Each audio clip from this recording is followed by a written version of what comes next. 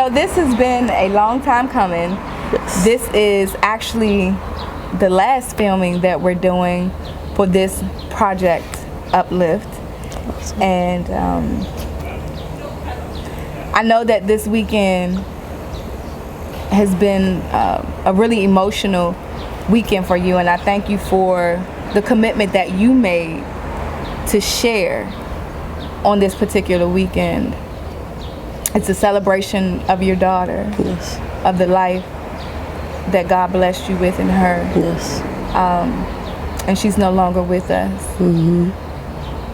But for right now, I want you to, I'm just really thankful that you're here, because your message, I believe, needs to be shared.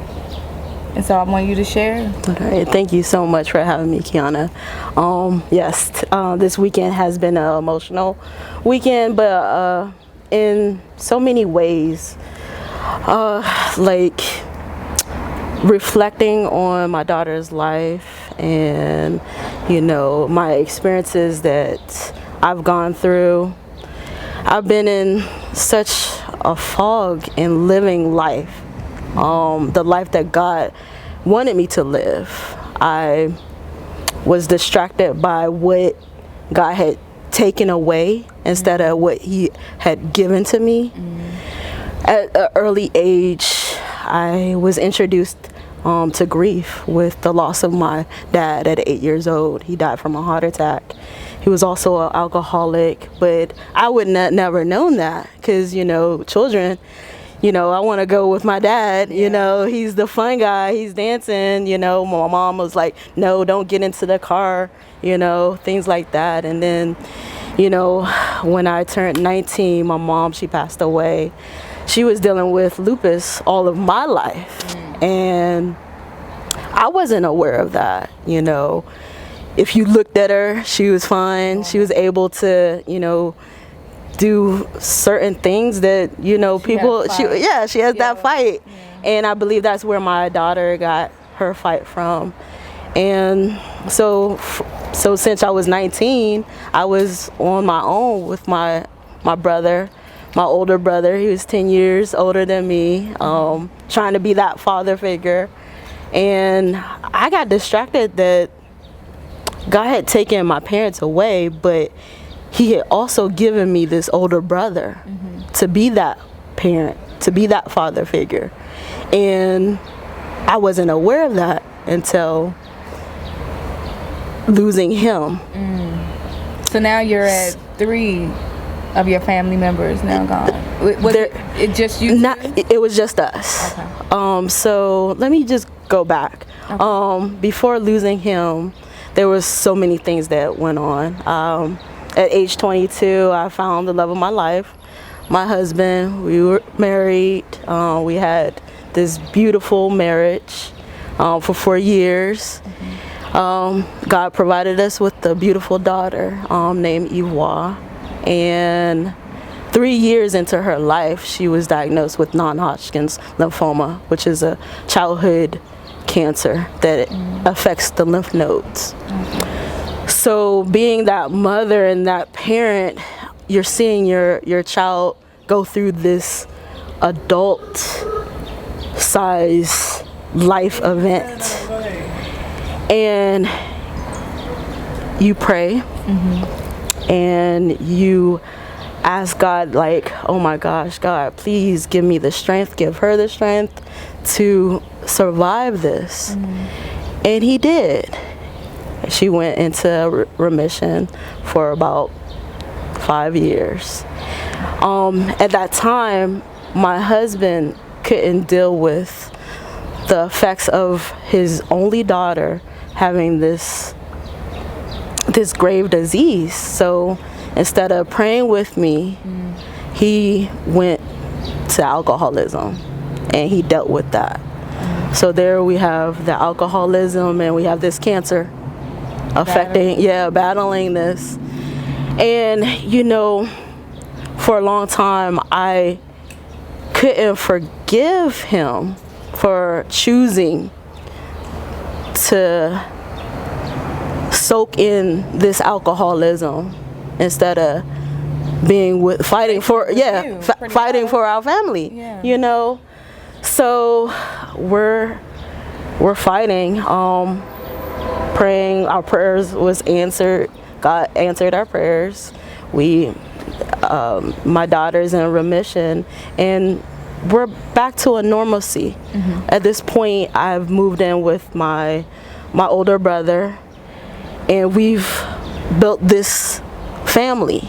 And my husband, our family is separated because So of your brother and you build a family with your daughter. Yes. Okay. Yeah. Sorry. We're building this family, this close knit, this partnership that I should have with my husband. I'm having it with my brother and his husband. So we're purchasing this house together. My daughter is like the main thing in my brother's life. Is like she was his child, not my child. So we're just going through life, living life. And my husband, he's getting himself together, and he's coming, and we're now sharing this life together, you know, becoming this whole family, a unit. Yes. So back in August of 2016, my husband is found in the Anacostia River. I will never know how he passed away. The coroner could not tell me how he was found in the river. Yes, you would think he drowned, but I don't know. So was there any conversation? Like, what was your last conversation like with him? So it was beautiful because a week before he had passed away, it was his birthday, August 14th. We had, yeah, we had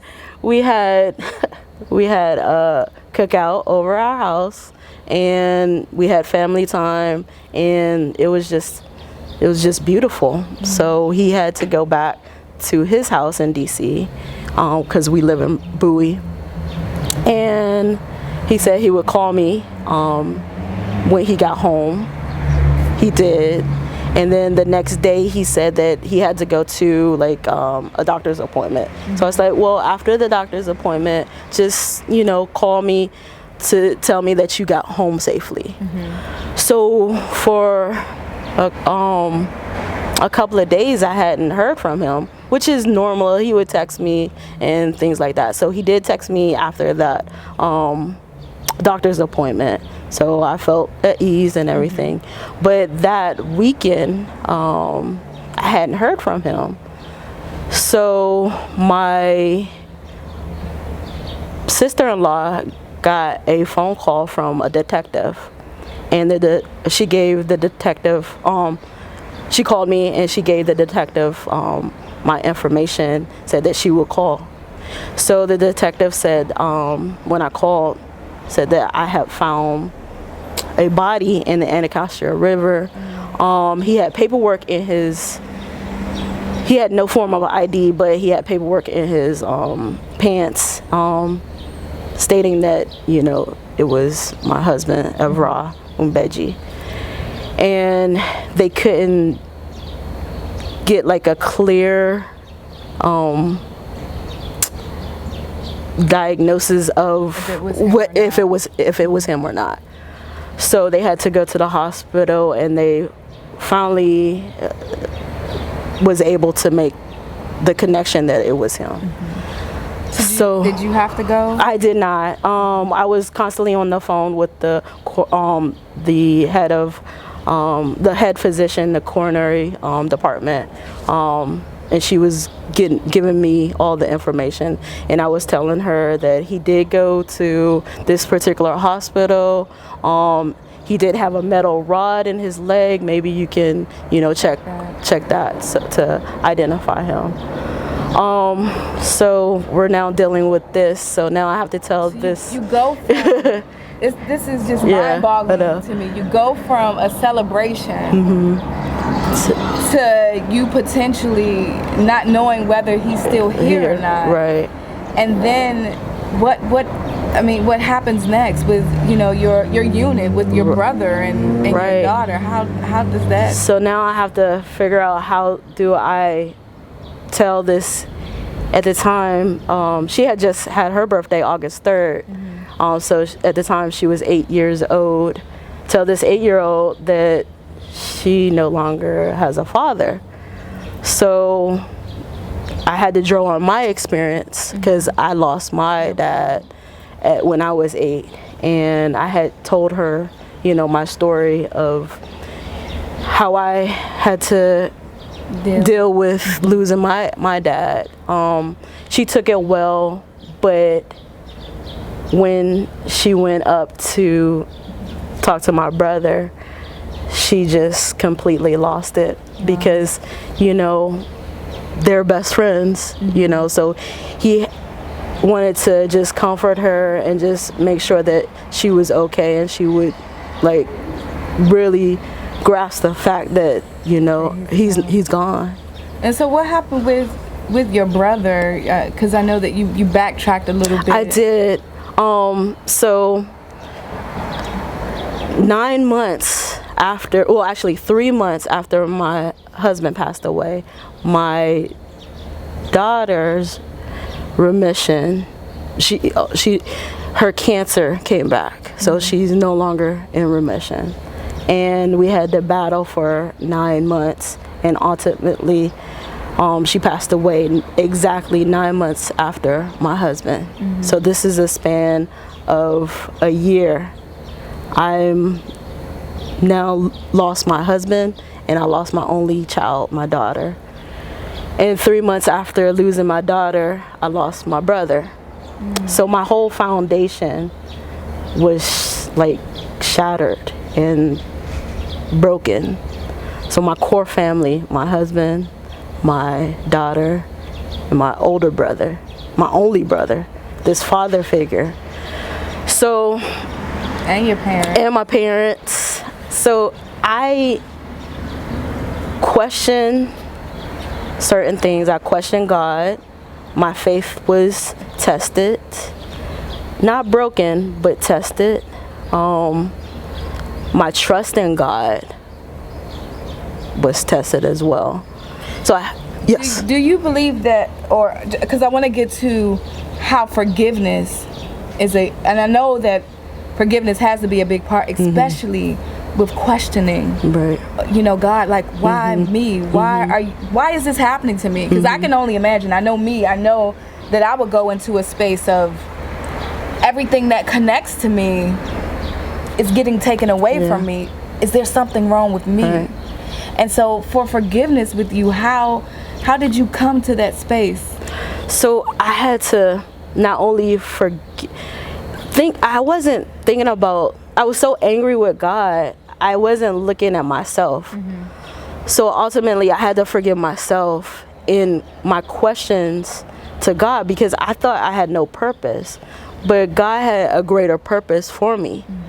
He made me experience all of this grief, this tragedy that was going on in my life, to realize that